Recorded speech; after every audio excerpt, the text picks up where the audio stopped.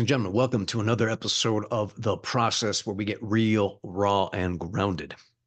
Today is going to mark the first of a seven-part series where we're going to go over the seven virtues of Stoicism. We are going to kick it off with Memento Mori. Translated, remember that you're going to die. So, to kick off the conversation, I want to start off with a little bit of some, biographical information here. We were talking earlier before we started recording, and something that I realized that I've been memento moriing. We're gonna use it as an adjective since I was a kid. And when I was 12, my father passed. And of course, for a 12-year-old, it's a very traumatic thing to be part of and to witness. He was the first dead body that I saw, the first dead body that I touched, and it made me very aware of my own mortality. And usually, most people will experience the death of a parent when they're a little bit older and they're closer to the age of dying, if you will, right? We all think that we'd like to think that we're going to die as old people, that we're going to, get to live a full life and all this stuff, have kids, a career, all that good stuff. But when it happens pretty early in life, it flipped the switch in me to the point where I was, you could say obsessed with my own peril and demise on a daily. And that led me down many different roads to find answers, all the way to existentialism, psychology, and personal development and the esoteric path and all that good stuff. And of course, Stoicism. And so when I stumbled upon Stoicism, it already felt very familiar to me, especially the concept of memento mori. And that's something that you can also find throughout different philosophical traditions from the East, especially in Buddhism, in particular Zen Buddhism. Renzai, that was the particular flavor of Zen that the samurai were into. And as you know, the samurai were basically like, not afraid of dying. They even have a whole, seppuku tradition where like, you know what, fuck, I got dishonored. Here we go. Or, you're not going to take me alive, fuckers. And that kind of a thing, right? So the reason why I find this as a meaningful daily practice to remind myself that I'm going to die one day. And there's a couple of ways that I do it. Number one is I got this guy right here on my desk. You can call it Terminator skull, right? Whatever. And of Mine's not course, as cool, but it's see, my partner in podcasting Prime has his as well. This thing, by the way, you could fucking murder someone. It is heavy, just bash their head in. Not that you would, but self-defense situation if zombies come around the corner, that kind of a thing, right? It's like a shot put. I find that by having just momentary contemplations on my demise, that I appreciate this life even much so more than someone who doesn't, than someone who hasn't had those experiences per se. Right? Everything, because that also helps to increase your gratitude. Right. All these things I find that they're tied into each other, that they're not separate things that exist just here and there. Because there's just this common thread as we dig deeper into like deeper wisdom, into other, the paths of spirituality, personal development, whatever. There's always going to be common threads. And this one right here seems to be one of them. Right. So, with that being said, opening up the conversation right there. Wesley, over to you, buddy.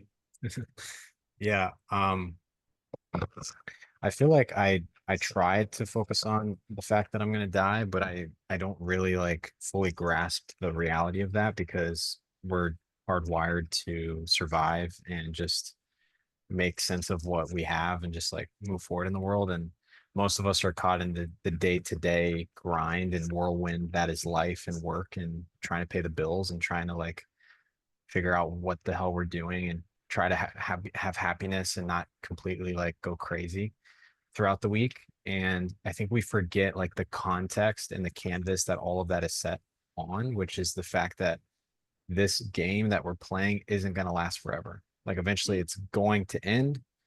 And what does that mean of the game, therefore? Like, it's interesting to think about. Like, it seems like when you think about it, that it's just like another big stressful thing that you don't want to address right now because you already have like immediate concerns on your plate.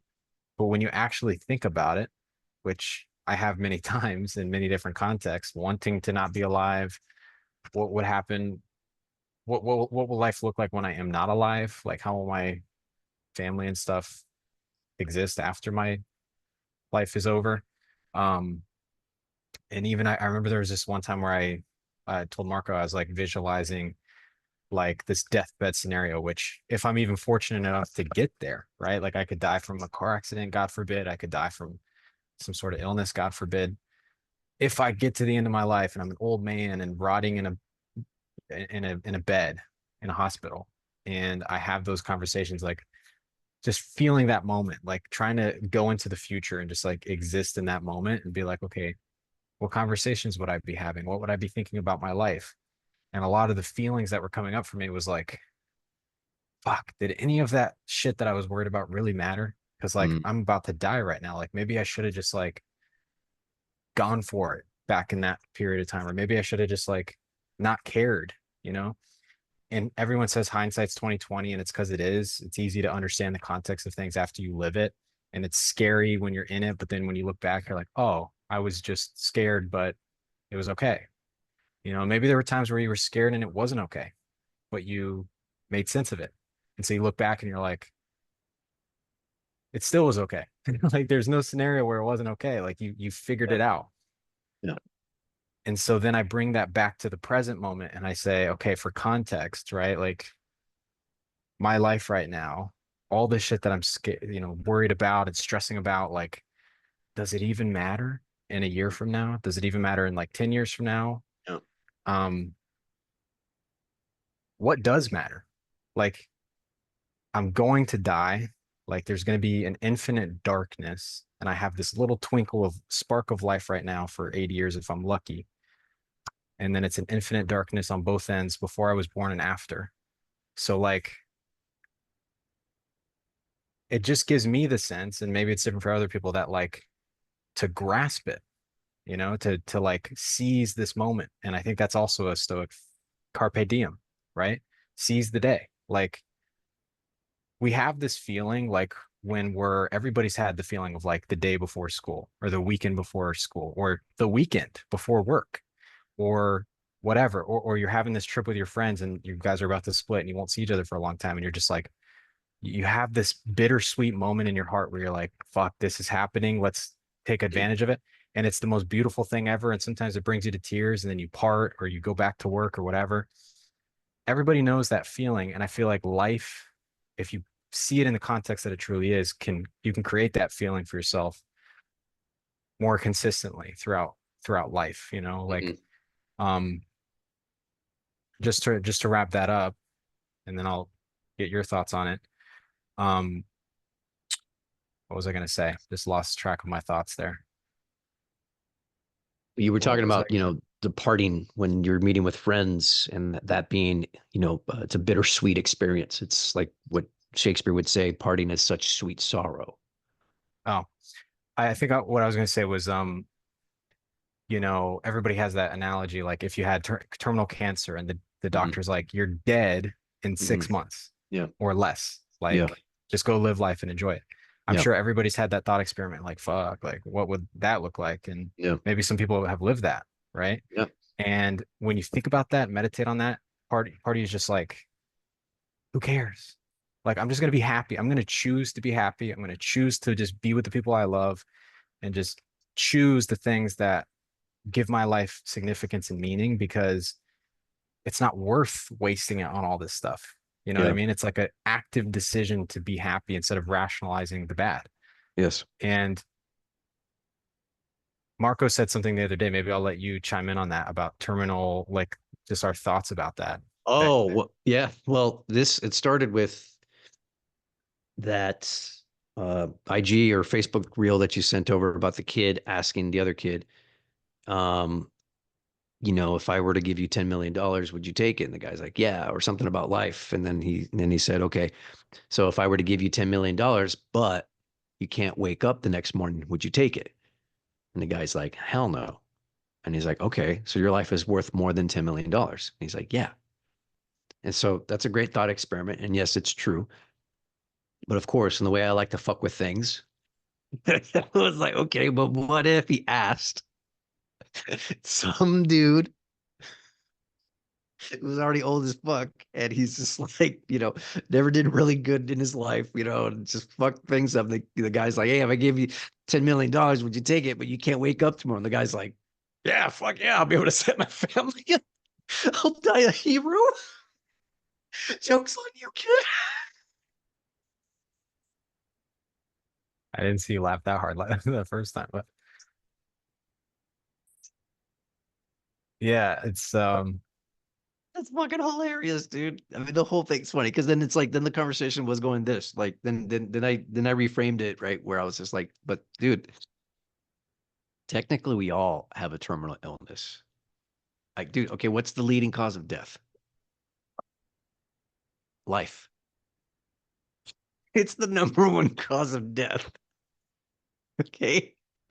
The very thing that we're imbued with upon the sperm and the egg and fucking going into mitosis and doing its thing, 2, 4, 6, 8, 16, 32, 64, 128, and blah, blah, blah, blah, blah, blah, blah, blah, exponential, right? And then at some point, that mass of cells creates enough of other parts that it needs for consciousness to be part of it, or soul, or whatever you want to call it. And then 9 months into that process, you're out in the world. Okay. And as you're growing and growing and growing and growing, you get to a certain point to where your DNA and the edges of your DNA, the telomeres, can't fix themselves, and all kinds of stuff starts getting funky, and you start falling apart. You start fraying at the edges, right? And then all kinds of dis-ease starts coming from it, right? Whether it's diabetes, whether it's cancer, whether it's heart disease, whether it's Alzheimer's, right? Those are the big four. Those are the four horsemen, right? As Peter Attia likes to bring up. He's a doctor in the longevity space these days, if you're not familiar with him. And so, is this life not a terminal experience? Absolutely. You're not guaranteed anything, except, as Benjamin Franklin would say, death and taxes. And I would beg to differ on the second one, depending on how gangster you want to get about some shit. But definitely the first one. And you can be alive for a few hours, for a few months, for a few years, for a few decades, or for a lot of decades. Okay. I have no idea where I was going with this because I don't either. I got lost in the whole thing. I wrote down some good stuff though, so you Yeah, need to yeah, pass it back. I was gonna say, definitely pass it back because I wanted to transition into some of the quotes that I pulled up. But please share Yeah. what you wrote So down. while you're chewing on that, um, just top of my head, I was like, everything has a relationship with death and life, Mhm, right?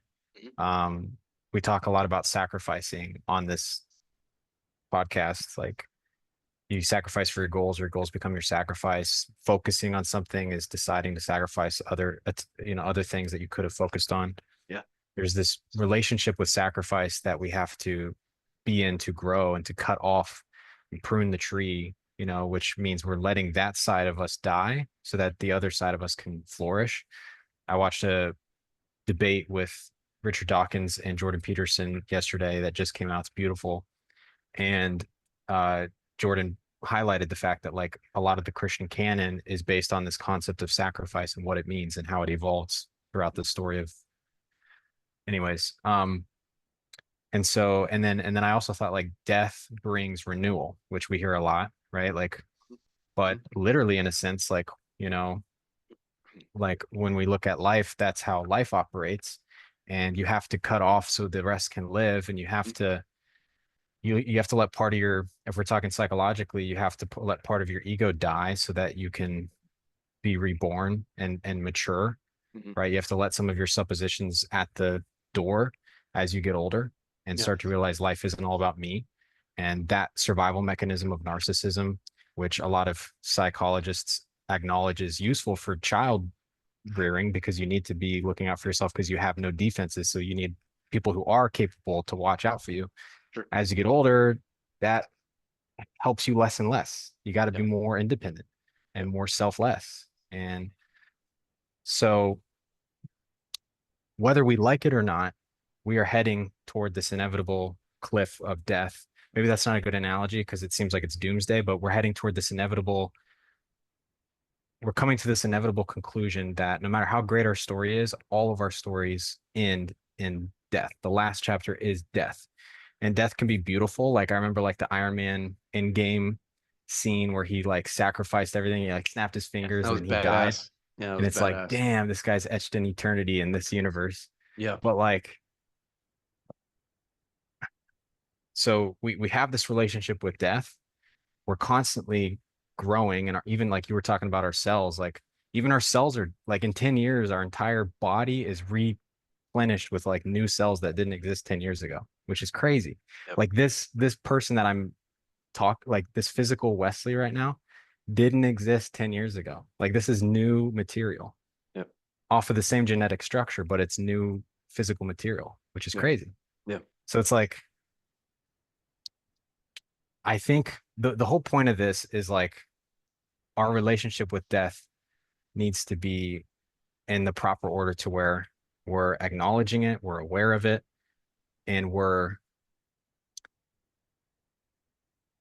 our decisions, our perspectives are anchored off of that inevitable truth that we are going to die and not that this is going to last forever or like Marcus Aurelius says, like this too shall pass. Like we have this belief that like the problems that we're going through is just like the biggest thing in the fucking world. When in reality, it's like, dude, who gives a fuck?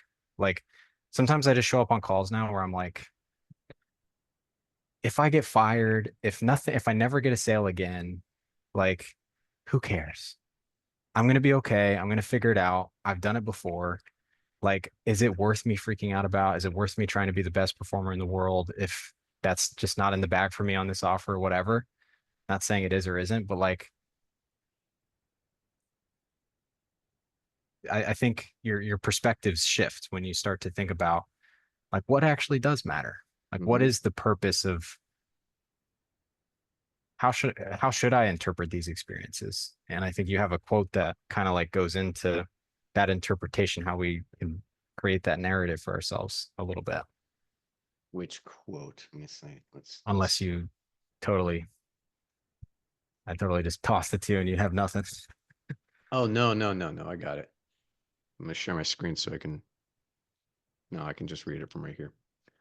So this is from the Hagakure, which is if I'm not mistaken, the Book of Leaves, and it was a book that was made famous in the film Ghost Dog with Forrest Whitaker, Jim Jarmusch film, and it was written by a former samurai who became if I'm not mistaken, a Renzai Zen priest, uh, Yamamoto Sunetomo. And he says, this is the substance of the way of the samurai. If by setting one's heart right every morning and evening one is able to live as though his body were already dead, he gains freedom in the way. His whole life will be without blame, and he will succeed in his calling. This is very reminiscent to also another favorite Zen saying, which is a koan, which is who is carrying this corpse around. And it's the idea of already considering yourself dead. The Stoics talked about it too, talking about how each day that passes, that's time that's already gone to death. Like we are dying every day. We are on borrowed time. And so it makes this whole thing that much more special, right? Like literally, this is how close death is to us. Oh, and what is this, guys? This is literally a real human hand. This is not a fake. This is real. Oh my God, how did you get it? Don't ask. He's a No. serial killer. Yeah, He I'm gonna just get came out. investigated by the feds now. This is something that I acquired from an anatomy lab decades ago in my youth, and I thought that it would have a higher place of honor with me than it would being passed around by a bunch of college kids who cannot appreciate the gravity of actual bones, someone's actual right hand. This is how close we are to it. And yet we are bothered by trivial things. We get consumed and sucked into the latest drama and celebrity gossip. Which politician are we going to vote for? Blah blah blah blah blah. All this stuff. Who are the coolest kids? Who's got the highest close rate? Who's the best this? And it's just kind of like, does any of that bullshit matter? Any of that bullshit matter? No. When you're on your fucking deathbed, if you're lucky to have a deathbed, that's the thing. If you're lucky to have a deathbed, assuming that you don't go out suddenly from a heart attack, an aneurysm, a car accident, getting blown up, getting fucking shot, whatever. Assuming that you're lucky enough to live this full life. Like Hunter S. Thompson said, you got to live this life just to the fucking limit. And when you crash and burn, it's like breaking the skids and be like, damn, what a ride. Just pushing it, squeezing every single fucking ounce of life that you can. Think about how special this is. This is the whole point of it, right? This is why Memento Mori is such a powerful concept to embrace, to sit with, to study, to make it part of your daily practice, is because it makes this life that much more special.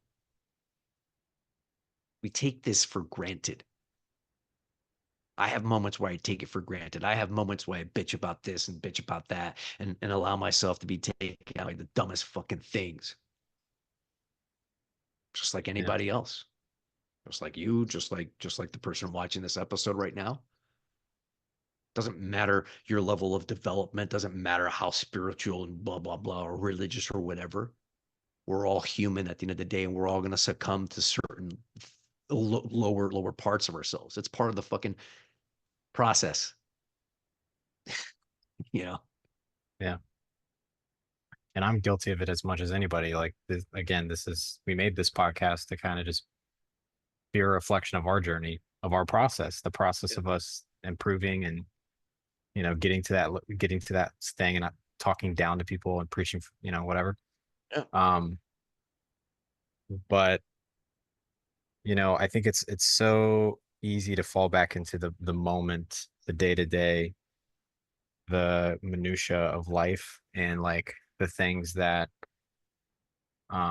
understandably stress us out. I mean, we are doing those for a reason. Like we can't just be monks in the trees and just like not pay our bills and whatever. I mean, we could, but like we've already determined that it's better to just function in a civilized society than to do that.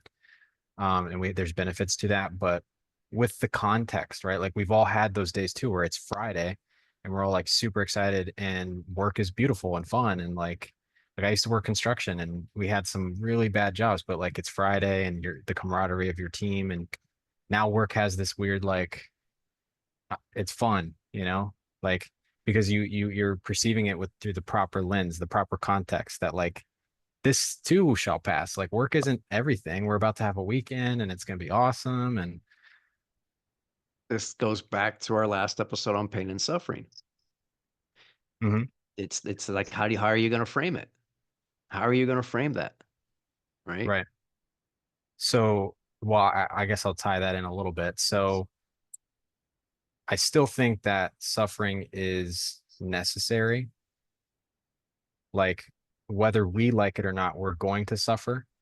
But I think what you're saying is the work that we do and the refinement that happens when we suffer is to have a more renewed perspective. So like for example, the suffering that I've been through in the past, no longer, if I were to go through it again, I would have a different set of lenses and I would experience it maybe not as suffering. Like the Okay. breakup Okay. that I can agree with that. I can agree with that. Yeah. Okay. I see how that makes yeah, sense. Yeah. I the get the it. I the get it. breakup that Yeah. tore me apart, it's like now it's Yeah. like if that happens again, I'm gonna be like a bigger man and like understand it and be more accepting of it because that part of me already died. you know? Mhm. I agree with what you were saying on our last podcast about suffering because you have to accept it. And part of that acceptance when you're going through pain, instead of fighting it and resisting it, there has to be an acceptance. But to me, that's like willingly going through it. It's like saying like the obstacle is the way. This pain that I'm experiencing and this suffering, even if it doesn't make sense right now, like it my perception of the world is it sucks and it's terrible. If I see it in the grand scheme of things, I'm gonna die someday, whatever, whatever. There starts you have meaning when you go through the suffering. It becomes meaningful. It becomes you feel like there's a sense of purpose, you know? Like for example, for me, it was hard to justify living for a long period of time. And I still have those that conflict. And many aspects of living are painful to me. It's more intellectual, you know what I mean? But like part of me realized like the grand scheme of things, like, okay, like this life is not permanent and the people that I love, they have their life. And by me not willingly accepting this, they're gonna be in pain. So like I'm willing to go through this for them out of my love for them. And there's like meaning out of it. But um I still think that like we're having this meditative memento mori, sorry, not meditative mori. We're having this memento mori and focus on the fact that we're going to die and whatever. I still think bad things are going to happen to us. I still think there's going to be stressful things. Like there's not going to be this universe where like we're just constantly like on vacation mode in our mind and it always feels like the weekend and it's always But but jubilee and heaven on earth. but to stay true to the Stoic philosophy, though, it's only a bad thing is if we perceive it as a bad thing. So going back to it, it's there are events outside, and the only thing that we have control, because part of the Stoic philosophy is, which is tied in beautifully, which that's why the I think the Serenity Prayer is one of my favorites because it is directly inspired by Stoicism. I guarantee if I were to look up the history, that would be part of it. It's about how do I respond to those things. Aurelius wrote that in his meditations, as far as just like, okay, things are going to happen. It's going to be up to me to respond to it, whether I'm going to and it's that response to it or opposed to reaction. Most people are living reactionary lives. And Right. part of that is that lack in grounding of the mindfulness of memento mori. Memento mori is just a mindfulness practice. If we want to really just, break it down some more and make it as elementary as possible, right?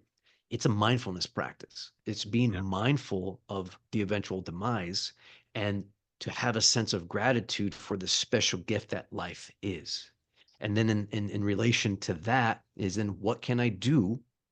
Because the quality of my life is what dictated by the quality of my thoughts, right? By essentially the quality of the story that I'm telling myself, the narrative that I'm Yeah. attaching to. I feel like that's part of it, but there are kids that are sex trafficked at a young age, and it doesn't matter what reframing they do, they're still like that's the other thing too. Like my aunt died from a fentanyl overdose. Like not everybody's story ends in is a happy ending.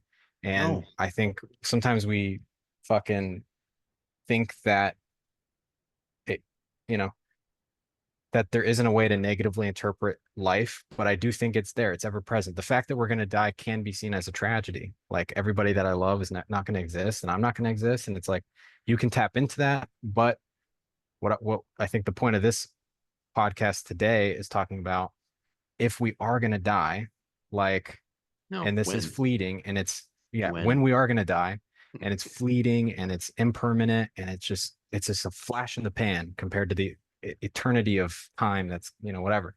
Mhm. Like, what is the best mode of being? Is it to just grasp life? Is it to just passively let it go by? Like, to me, it's like, make the most of it, like, grab it, Mhm. like don't take this for granted because it's here and it's going to be gone and enjoy it. Just like choose to enjoy it. So with that perspective, that's the memento mori perspective. Then when we're confronted with suffering, the Stoic philosophy, because we're going to die, is okay, I'm going to go through this suffering willingly. I'm going to go through this suffering and accept it and push through it instead of having it be a weight on my shoulders and having it lessen the quality of my life. I'm going to choose to transmute this suffering and alchemize it to make me stronger and refine me. but you're still going to go through that suffering, right? Like if I had the option of not having kids be sex trafficked, I would choose that universe. I wouldn't say, well, it's the quality of their life. And if they just reframe their thoughts and they're all going to be superheroes, it's like, no, I mean, there's still suffering that I would willingly not want to have happen. You know, like even in my immediate family, there's things that my family's going through and that I don't want people to have. And if I had a choice, I would choose against it. But when suffering presents itself and it's an inevitable reality, there are two choices. It's you either confront it and accept it and willingly go through it, or you bear it and complain about it and let it just eat you alive and let it lessen the quality of your life because you haven't come to grips with it. And I think that that's just the way, the way it is. Like there are bad things that happen to us, but we have this finite amount of time.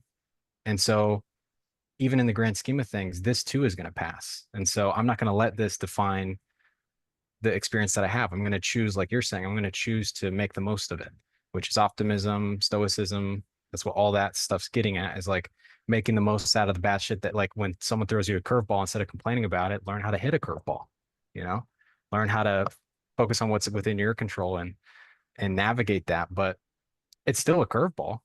It's not, I mean, let's not gaslight ourselves here. It's still a fucking curveball, but I mean, dude, if I could look back like and not have had the betrayal, not have had the breakup, not have had the death, not have had all that stuff that I had to go through, I probably would keep it how it is because I learned things from it and I'm a different person and I met, out of all that nasty stuff, I met someone that I do love and can love properly. You know what I mean? That's So that's kind of the whole that's kind of the whole point, dude. Um, that's why when people play that stupid game, when they go, if you can go back in time and change one thing, what would it be? And I always chime in like, not a fucking thing. Not a goddamn thing. You go back to change one thing, you're going to change everything. The whole, you were supposed to experience everything you were supposed to experience. Otherwise, you would have experienced something else. It's just, that's how it goes. And we're the ones that are going to be attaching whether that thing was a bad thing or not. And the thing is, this is like, we're the ones that are literally separating this whole happening of life into these little things that have occurred as events and occurrences when it's, dude, it is one big fucking thing that is happening and it's been happening for 13.8 fucking billion years. mm, It's been happening before and it's going to be happening after, and we are just part of this big ass happening, but we like to separate it. Right. We've got our nifty calendars, and this is our hour to do our podcast. And now this next hour is going to be this, and it's one separate thing, but it's not. We're the ones doing that. We are artificially separating. We're artificially seminating. I just had to throw that in because, because of that. But we're artificially separating this whole thing. And so every flipping funkin' thing that's happened to us, it's an amazing, beautiful lesson. If you want it to be, if you choose it to be. And in that moment, it's hard and it's difficult. If it's a hard, difficult thing, if you want to label it as bad, okay, there are some really horrendous things that have happened to people, really horrendous things. I mean, we can go into, you know, we, all the different wars, all the different genocides, all the yeah. massacres, school shootings, just all the fucking crazy thing, the trafficking, the drug wars, violence, all the things that happen. And yes, one can make an argument. It's like, well, then how are you going to reframe that? And what if that kid and this and that? And it's just like, that is potentially probably a conversation for another time. Um, let's let's wrap it up here. I don't have anything more to add than what I've already added at this point. I just think it's just one of those things that we're fans of Stoicism. If you guys haven't figured that out by now, Yeah. and it's one of the most powerful and practical life philosophies to adapt into your practice of living. As a philosopher, someone who studied philosophy in university, this is one of those branches of philosophy that has not been devoid of life and its practicality. So if you're new to it and you want a resource, Ryan Holiday is great. He's got some great books. If you want to go fucking prima facie source, then Marcus Aurelius's Meditations, that's a good one. Keep in mind that was literally his journal.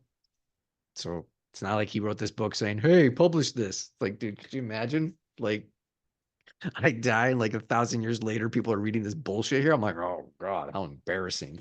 So, Leslie, any Why don't we closing? let's take it back since we're closing to what we used to do when we started this, where we kind of like based on what we talked about, principles that we can like one principle that we can apply to our specific situation to help us better navigate this I mean, crazy. simple. It's simple. Not just, not just know, not just believe, but accept that